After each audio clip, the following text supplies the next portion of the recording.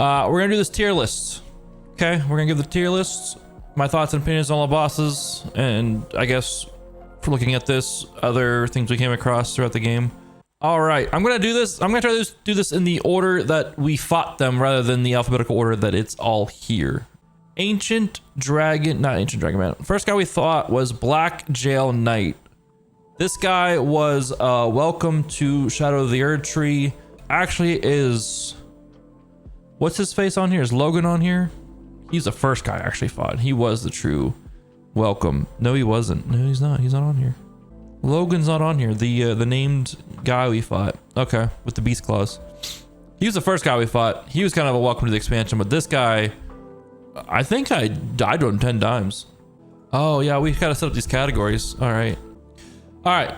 Criteria for these. We'll bring in a little bit of story shit for it. You know, a little bit of story shit. Difficulty obviously is going to play a factor. If the boss is fair or not, in my mind. And boss animations, hitboxes, you know, everything of the sorts there. Really just stuff that goes into making a boss fight. I would say music, but the music kind of hit on every single boss, no matter who you're fighting. The music, the soundtrack in this game is top tier across the board. So let's do this in the order of the bosses that we fought, rather than the order of this stuff here. First thing we fought was Logan. He's not on this list, but Logan was Logun, or they want to call it. It's Wolverine. He was a welcome to the expansion. He was just a wandering NPC that fucking lit us up once or twice.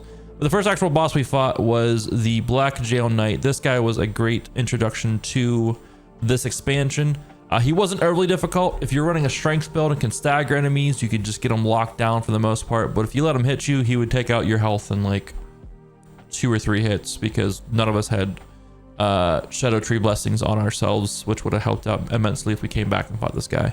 Overall, I think he's just okay though, but he was a good introduction to the expansion right there.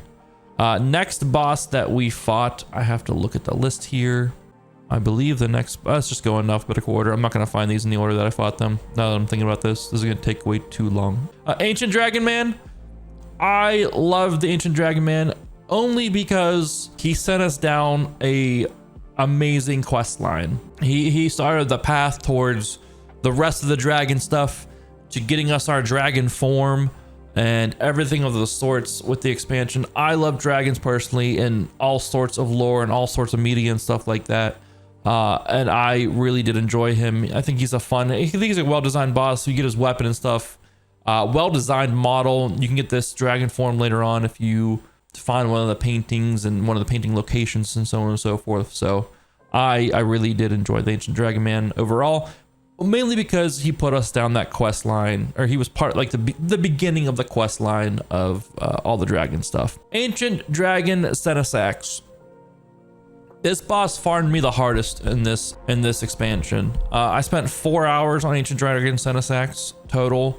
I think I only dropped 65 deaths to him, less than Radahn, but either way, it's an ancient dragon fight. It's not anything new that we've seen. The hard part about him is that you fight him in water and he's just got a fuck ton of health. But I do love me some dragons. It is another dragon fight, another ancient dragon fight in this game. We fought multiple ancient dragons in the base game. So he's going in just okay, only because I love dragons. For most people, he'll probably go in meh, or he'll probably go in meh. Oh, we should go forgettable / bad, I guess is the one that we should put that for. Bale the Dread. I mean, for those of you that watched the playthrough, you know where he's going. He's going S tier. This might be the best boss that Consort Radahn, from a culmination of everything. Bale, from a story standpoint, learning about his lore in this expansion was fantastic. Learning that he was the one who fought Placidusax, and that he was the one who got in the battle of Placidusax and caused all those wounds to that boss from the base game and ripped off his heads and all that shit. He's a dragon, yes, and he's another dragon fight, but he's not like any other dragon fight. He is designed unlike anything else. You see his wounds from his battle with Placidusax. His right arm is just bone shaped into a spear. His left back leg is missing. He has no wings that work. And then when you get so far through the fight, he fucking sprouts these wings of fire, like magma and all this other bullshit. He's just such a cool looking boss fight. All the animations were great. Great boss fight overall. Black Knight Idrid and Black Knight Garu. I don't know which one does what. I can't remember which one was who. They're both kind of forgettable and bad. There's multiple Black Knights throughout the whole expansion. All these guys did was have like one extra spell. I can't tell you which one had the tongue and which one had not the tongue, but I guess, you know, that's who they are. They're forgettable and bad. These types of bosses in any of these games are bad. I equate these guys to a lot of like the humans you fight in Lies of P. They're all very easy. They're all just kind of there as filler boss, and it really and truly, I didn't really, you know, we learned a little bit about Mesmer's lore through these guys, but that's about it. Chief Bloodfiend, I don't remember fighting him, but I know I fought him. I don't remember fighting him. I think there was one of these bosses in one of these dungeons I beat in 3 hits. I think that was him. One of the bosses in one of the dungeons I literally killed in 3 swings. And I think it was him. Very forgettable, very bad in that sense.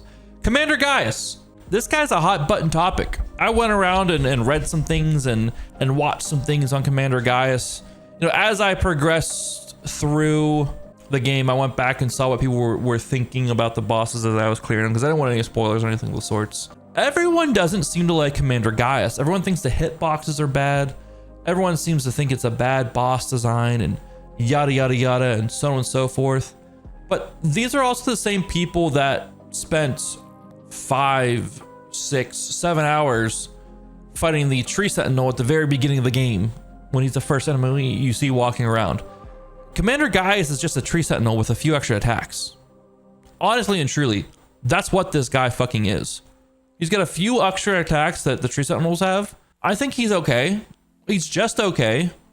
But if you go into him thinking he's a Tree Sentinel, you're good to go. He's easily staggerable. He telegraphs his attacks so well, so easy. You don't need to be on your mount. You can just be on the ground and just, I don't know. I didn't think he was that bad. He's just okay. He's just okay. And he's a gatekeeper to 5 Shadow Tree fragments, which is a plus in my book. You know, you beat him, you go get those fragments. Pretty cool to me. Count Emir, the new mother of fingers. Everything about this guy is just weird. He gave us the whistle to blow the horns at the finger ruins, which was super cool. His quest line was super cool. We learned that he had one of the little hand things as a baby or whatever that he cared for as a child or some shit, and he wanted to be the mother of fingers. His boss fight was pretty easy. It was pretty easy, but the overall quest line was pretty fun. Oh shit, what did I do? We're gonna put him at A. Only because the quest line helps him out a lot, because the boss fight itself wasn't too bad. He shit out a hand every so often to help him out from his chest piece.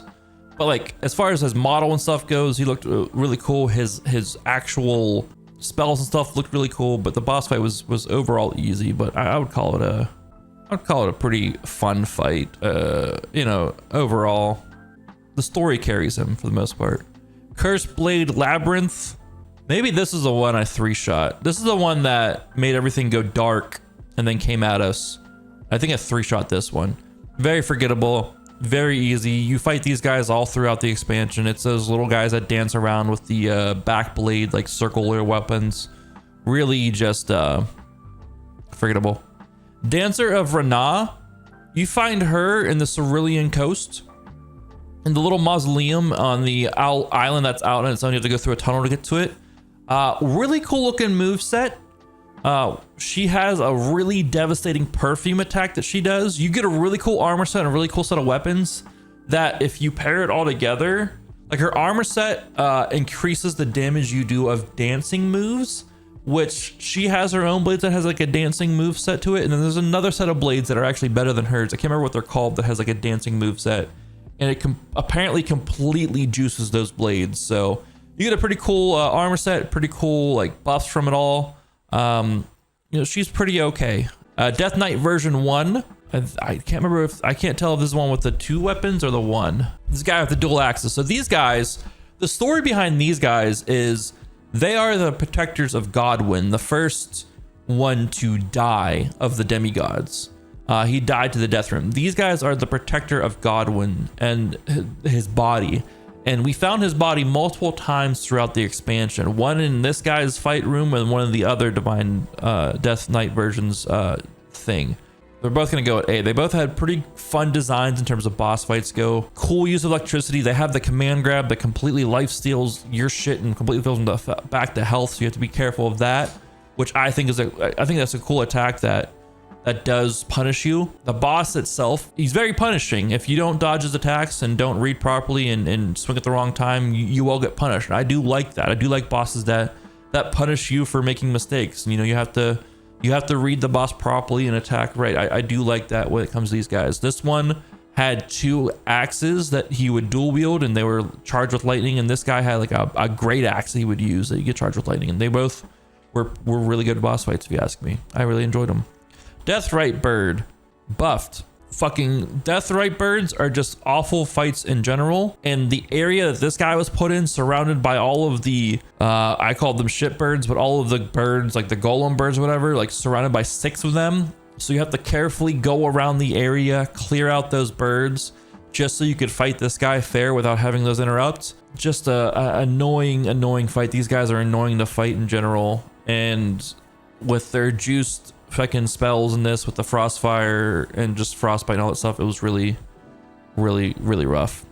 Demi-human Queen Mariga, forgettable and bad. She's on a beach in the Cerulean Coast after you go through a cave. She is surrounded by a bunch of other demi-humans. If you pull her, then the rest of them come in. You have to clear the same with the Deathrite Bird. You have to clear the area out just so you could fight her one-on-one. And when you fight her one-on-one, she just goes down like a sack of potatoes. She's just super easy and has like a swing and like a spell that she does. That's about it. Now, Demi-human Swordmaster Onzi, this guy was sick. This guy, I'm putting this guy up in S tier. He moved around like Yoda. He has some sick fucking attacks. He had like Melania's like waterfowl technique, but with frost spells and all that shit. He just looked fucking cool with his attacks. He was kind of easy overall, but just the way he moved, his animations, the way he could truly fuck you up if you let him get in. I really enjoyed just the design of this guy. And we had to fight him twice, once in a dungeon and once just out in the middle of nowhere. And he was a lot of fun. I liked him. You get a cool sword from him too later on, or maybe you pick it up in the area they fought him. But I thought it was a really cool fight. I think he's pretty epic overall, especially for like just a dungeon boss and someone you come out randomly in the wild. Pretty cool guy. Divine Beast Dancing Lion, first boss of the expansion, first true boss, first remembrance boss of the expansion. We fought him twice. Are both of them on here? There's only one version of him on here. If he's only on here once, I'm gonna grade him based on the remembrance fight, which is gonna be S tier. I think it was a really good introduction as the first remembrance boss to the expansion. Really good introduction as a remembrance boss. I think the moveset, while it seemed kind of wild, was very just elegant in a way. I mean, he really is like, if you watch like the Chinese dancers in the dragon costume, it's essentially that. It's 2 omens that are inside of it, or 2 horns that are inside of it that are like moving him around and stuff like that, which I think is really cool. It's animated perfectly like that. I really enjoyed the fight. The music is epic. I don't know much of the story behind it, to be quite honest. I didn't really pick up much on it, but I really enjoyed the fight. I thought it was epic through and through from start to finish, with the different elements switching and all that stuff, going from just normal like smoky to start to electrical to either wind or frost, depending on how quickly you damage him through the electrical phase. I thought he was a really good boss. Falling Star Beast buffed, forgettable bad. These guys, I would say he's meh. The lore behind these guys are pretty fucking cool. That they came from the stars and all that stuff. This is part of what Radahn fought back when the stars fell and all that shit. The story is pretty cool behind these guys. It's just pretty meh overall. Like, we fought these guys before, but I wouldn't say they're a bad fight. They're just pretty meh in general. Furnace golems. Furnace golems, they did some cool things with the furnace golems with this expansion. They're new to the expansion. They're very daunting when you first fight them, but once you figure them out, they're not too terrible. And each one that you come across like its own little gimmick. There's one though, like as you're on your way up to the church with Count Ymir in it, that you can only damage his face or like his cauldron, and that's kind of shitty. And that really put a sour taste of the furnace golems in my mouth. So I'm gonna put them at just okay. You know, they're not forgettable, they're not mad, they're just okay, because they do find them a lot. They all, there's one you have to activate with a fire bomb or like a furnace bomb or whatever, which is pretty cool. You have to activate it to fight it to get into a certain set of ruins and all that shit. But you know, they aren't blowing me away, but you know, they aren't forgettable either. Like, I'll remember them and all that stuff. Ghost Flame Dragons. I do like me some dragons, but there's 3 of these in this whole expansion. You know, they're all, the first one was okay. The second one, he summoned undead.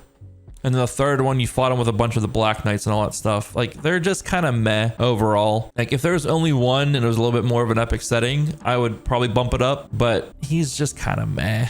I'll be honest. Golden Hippo, also meh. You fight how many hippos throughout this expansion? You fight this boss, you fight 2 in one area, 1 in another area, and 2 in another area. I think there's like 5 golden hippos out in the wild, plus this guy. And this guy, all he does different is sprout golden quills, so he becomes a porcupine. Very predictable moveset, very predictable movement, and just a big target to hit with my swords. Like, they're just pretty meh all around and very easy across the board, and I don't really get their place and everything. Jagged Peak Drake. There's 2 different Jagged Peak Drake fights. There's 3 different Jagged Peak Drakes total. I'd say they're just okay. As much as I love dragons and all that stuff, we fought a fuck ton of dragons in the base game, and these dragon fights, for the most part, were all the same from the base game with a few variations. The first time you fought him, epic. Big crater. You see a message from Egon with a little bit of lore into the whole thing behind Egon, all that stuff. It's just you, 1 Jagged Peak Drake. It's, you know, a little teaser into the rest of that little story bit there with the dragons. But they're just okay, because you go from this guy and the next enemy you see is literally 2 Jagged Peak Drakes fighting each other. So it's like they're shoving the drakes down your throat, and that just makes them okay at that point. Just let it be, you know, just let it be. Lamenter, I don't remember fighting him. I remember, I know I fought him. I don't remember the fight. Forgettable, bad, easy as that. Oh, we got a fucking lineup here. I'm gonna save these for the end. I'm gonna save these 5 for the end, because those are Remembrance bosses. Tree Sentinel ×2 buffed. Meh. I mean, I don't think they're bad fights. It's just, why do we have Tree Sentinels? Especially in the area that we found them. We found them leading up to the village where we found the statue. I don't know if it's actually Marika in the tree or the statue of Marika in a tree, and we got the golden braid and the minor Erdtree incantation. I guess, unless they're protectors of Marika, I don't get why they were there, to be honest. So they're just kind of meh. Actually, no, they're forgettable. They're even the basic versions of Tree Sentinel. They aren't even like juice versions of Tree Sentinel that you found before you got in the capital or before you went to fight Malekith. These are like the Tree Sentinels you fought at the very beginning of the game. So they are actually forgettable and bad for where they showed up in the expansion as well. Like towards the end of the expansion, and these guys just pop up one at a time, like being complete pushovers. Yeah, they're forgettable and bad. Rakshasha, I'll say meh. I think her armor set and her weapon makes you a complete glass cannon. Yeah, this is that chick that had like the bloodied armor and the bloodied blade. If you wear it, your damage goes up by a ton, but you also take a boatload of extra damage if you're wearing that gear, from what I understand. So meh fight, but cool armor, you know, cool armor set and cool weapon for sure from it, which is a great, it's like the last great katana you get. So in the expansion. So she drops one of the new weapon types, which is pretty cool as well. I can't remember how to say this name, but it's the Great Red Bear that we fought. The first one we fought. There's like 2 or 3 Great Red Bears. Oh, there's 2. Here we go. This is the first Great Red Bear we fought. There's 2 of them. They are meh. They were pretty easy. They went down pretty easy. Predictable move sets, very easy to dodge, big enemies to hit. They're just meh in general. They're nice because they're not as juiced as rune bears, They do have a little bit extra sets, move sets from Rune Bears, because they do like rip the ground up from the, rip the ground up, which does like a upward attack, kind of like how Radahn was, or how Malekith was in his first phase. A cool little extra attack, but they aren't anything special.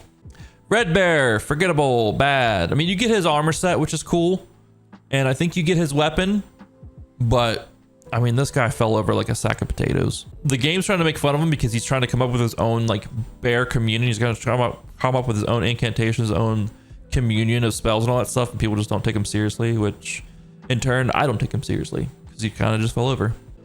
Jory the Elder Inquisitor. This was a boss at the end of one of the dungeons. I think it was, I can't remember what it was called, but beating this boss led you into one of the most anxiety-ridden areas I've ever been through in one of these games. It leads you into the Abyss Woods, which had some cool fucking shit we will go over here in a little bit. But the boss fight itself was fairly easy. I think I beat it on one try. Just had to dodge some holy attacks that she sent out, and then she summoned a boatload of spirits, but then they would all just kind of disappear after a little bit of time. You just had to dodge what they were doing. You could easily just get behind her and stab her in the back and all that stuff. I'll put her at meh, only because it leads into the Abyssal Woods, or the Abyss Woods, which had a lot of cool stuff. A lot of cool stuff for sure. All right, let me put these in the order that I fought these. Rallana was next. Rallana Twin Moon Knight, S tier. This, I think, was the first boss I saw people bitching about, saying that she attacks for way too long and she never leaves you an opening to attack her and yada, yada, yada. This boss, Rallana the Twin Moon Knight, was a fine mix between two different Dark Souls bosses, Dancer of Boreal Valley and Pontiff, I think is what his name was. Maybe it was Pontiff Sullivan, yeah. Or Sullivan. Pontiff Sullivan. So like even the weapon set you can see is very similar to Rallana's. A fire and like a frost or like moon style blade. A nice mix between those two boxes Rallana was. I really enjoyed this fight. I thought it was fair from the start. Just took a little bit of learning her movesets to just dodge through it all and bonk her away. But fantastic fight overall. Especially towards the beginning, if you're just doing the boss fight, the main boss fights. A very good second Remembrance boss for sure. Putrescent Knight, I don't get the lore behind this guy.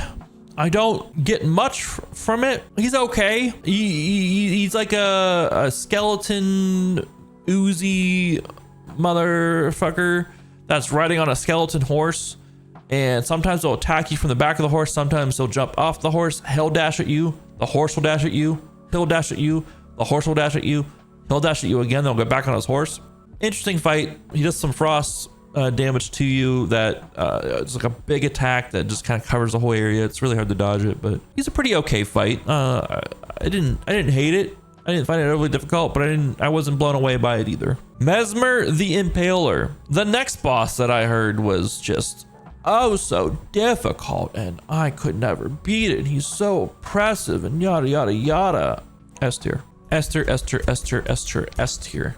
Or another boss whose fight was like a fine dance. Dodging through the spear attacks, learning the timings of those dodges and all that stuff, learning when you can actually get into attack. I mean, that's the name of the game with any Soulsborne or Souls-like game is learning the attack patterns, dodging through. But this felt like, there's bosses where you just roll and roll and roll and roll and you're just like panic surviving for your life.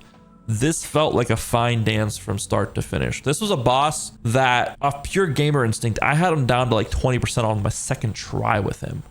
So at any point, you could just really and truly just, if you see the pattern, if you just see it and just move with the boss and all that stuff, you can get him at any moment in time. It's just, you guys just stick with it. But I just found the lore behind him, obviously being the son of Marika and Rykar, having this demon serpent, this dark serpent within him, and his mom giving him an eye to kind of keep it suppressed, and him ripping that shit out just to try to kill us. It's hardcore. It's hardcore, man. Great fight. Great fucking fight. Midra, Lord of Frenzied Flame. This boss, banger fucking soundtrack. Banger soundtrack. That's going to be what I remember the most from it. I'm going to put this at a fun and good design. I don't know if he's exactly S tier personally, only because I did beat him fairly quick. He's a boss that inflicts madness on people if you aren't paying attention to some things, but like it starts off as this feeble old man that you just beat the shit out of, and then he's all like, sorry about it. He literally rips like his spinal column out and rips his head off, and his head gets replaced by the head of the Lord of Frenzied Flame. It's just this Frenzied Flame ball. It's freaking hardcore. I think it's a fun and good design boss. I wouldn't put it at epic. That's reserved for, you know, the most epic of bosses. Demi-human Swordmaster Ons, it's generous that he's up there, but he reminded me so much of Yoda in Star Wars Episode 2 Attack of the Clones that I just could not put him at epic. I remember that feeling of seeing Yoda come limping around the corner, and then, you know, as Dooku's about to take out Annie and Obi-Wan, and just fucking Yoda force pulling his lightsaber from his belt and start jumping around and shit, fighting Dooku. I popped off in the theater when I saw that. As bad as that movie was, I popped off in the theater during that. And Owns reminded me of that. So, okay, no more on Owns. Mater, Mother of Fingers. Boss is just okay. We're gonna put it up a fun and good design only because of the story behind it, actually. Because of the story and shit behind it, it goes up to, that's Count Ymir. God, he's gonna go low tier. This guy is high A tier. No, low A tier for this. The story is carrying these guys. This boss, as far as like a design standpoint for its boss model, that's some Bloodborne level body horror right there. That's some Bloodborne level body horror right there. It was fairly, it had like a laser beam coming from its eye fingerprint. I don't really, its head maybe, I don't know. It spawned out Littlefinger, like not Littlefinger as in the Game of Thrones character, but like little hand dudes that would come chase you down, which is kind of annoying, but they die in one hit, so it wasn't, they just got caught in swings as I was swinging.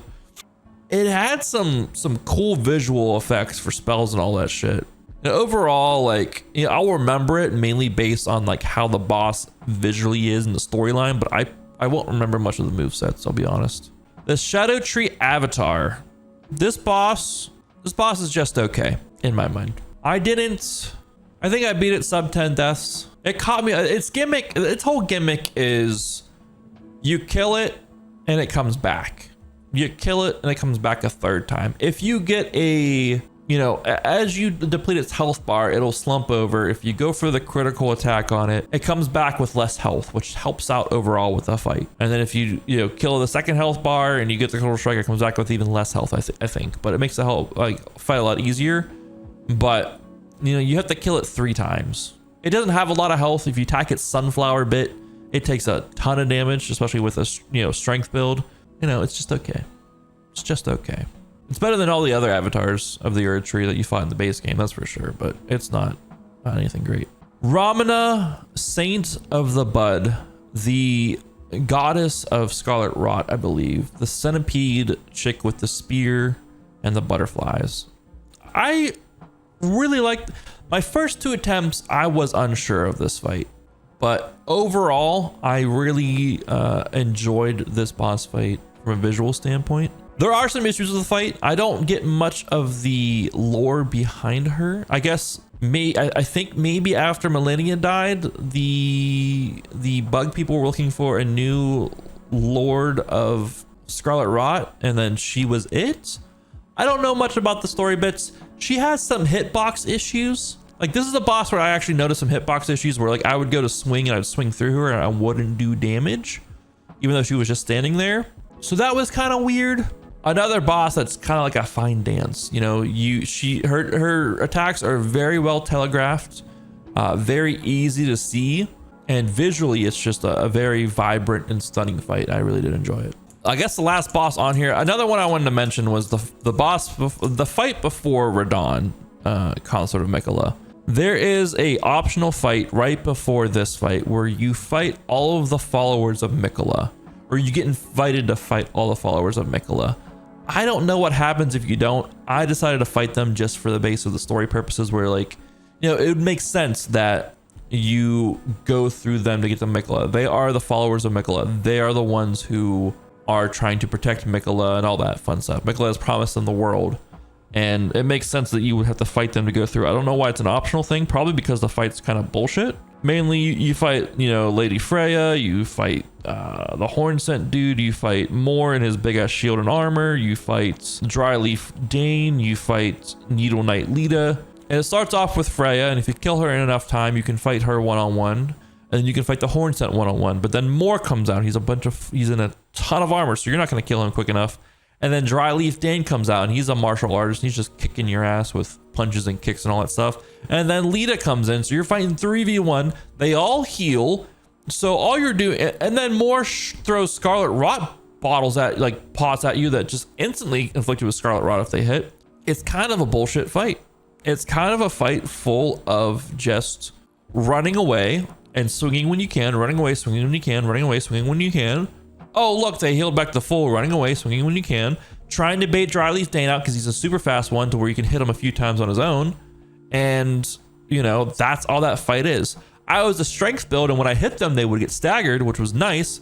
But then, you'd catch two in a swing, and the third one would hit you out of the combo, so you couldn't keep them locked down, and it was just a bullshit fight. If that was on here, I would put as very forgettable and bad. I would probably make a new tier for it, because any boss fight that throws multiple enemies at you is just a bad boss fight design. It's just a terrible boss fight design where you have to fight more than one thing at once in these games. FromSoft with this expansion has proven that they can make hard boss fights without throwing multiple enemies at you. They have proven it with this expansion.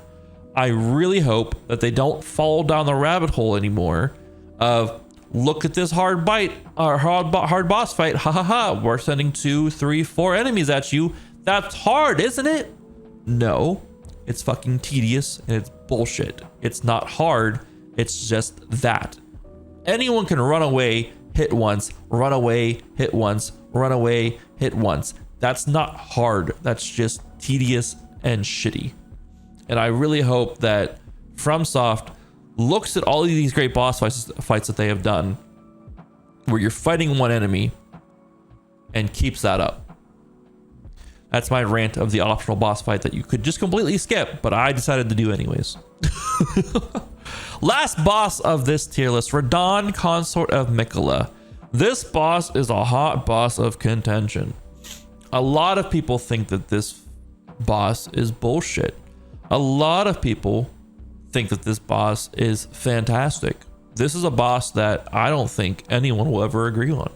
Straight up. During my attempts on this boss, I saw multiple times from multiple people in the chat, wow, this boss looks like bullshit. Holy shit, that's a lot going on. What is happening right now? I've been here less than 2 minutes and this fight looks crazy. That was a quote from Jonesy when he first entered the chat today. My thoughts on Radahn, Consort of Mikola. It is a hard fight. It is a very hard fight. In my opinion, from all the boss fights I have done in all of the Dark Souls and Bloodborne, and even other Souls-likes like Lies of P and everything of the sorts, this boss is the hardest, hands down. It was hard because I made it hard on myself. I went with a pure strength build. I only had faith to give me buffs to reduce damage I was taking and to give myself more strength. My whole build was just built around swinging my sword, not any sort of weapon arts. I had a weapon art that buffed me as well. Nothing that, no fancy attacks, nothing of the sorts there. I went pure that, and I wore medium armor. For a bulk of the attempts, I was wearing no armor, like the dragon form, which was no armor. I made it harder myself than it needed to be. If you summon on this fight, if you use any sort of, if you summon Orange Bosch outside the fight, if you use a summon inside the fight with the Mimic Tier or your Bell or whatever, the fight gets drastically easier. And honestly and truly, I highly suggest doing so. If you do different builds, you can survive this fight a lot better. Apparently going like a full, just heavy armor build and just not worrying about rolling, you can tank a lot of these hits fairly easily if you buff defense and all that shit. You can parry this guy. Apparently you can parry 99% of his attacks. That's an option, which I think is fun. I really kind of enjoy how that seems to be a theme with FromSoft, with a lot of end bosses. Is just like, hey, just go in and parry it. What are you doing? Just go and parry and he'll fall over. So from my experience going strength build, learning this fight and everything sorts, at no point did I feel like this fight was unfair. At no point did I feel like this fight was bullshit. It caught me off guard at times. I felt myself getting a little tilted last night at the end of the 2 hours of attempting this boss for the first time. So I ended the stream early. But this guy is epic as fuck in terms of the presentation of the fight, the story behind him. We learned that Miquella made a promise to him when they were kids. Miquella's promise was, I will bring peace to this world as long as you are my king consort. And the whole reason for this expansion of Miquella coming to the realm of shadow and everything with sorts and bringing Mohg's body here and bringing Radahn's body here was to revive Radahn and Mohg's body after he ascended to godhood, after Miquella ascended to godhood. So I thought it was really, really, really good. It felt good to learn this fight. It felt good to get good. And yeah, that's why I'm putting Radahn at second in the end. Baal is my favorite fight from these developers, hands down. But Radahn is a close second, for sure.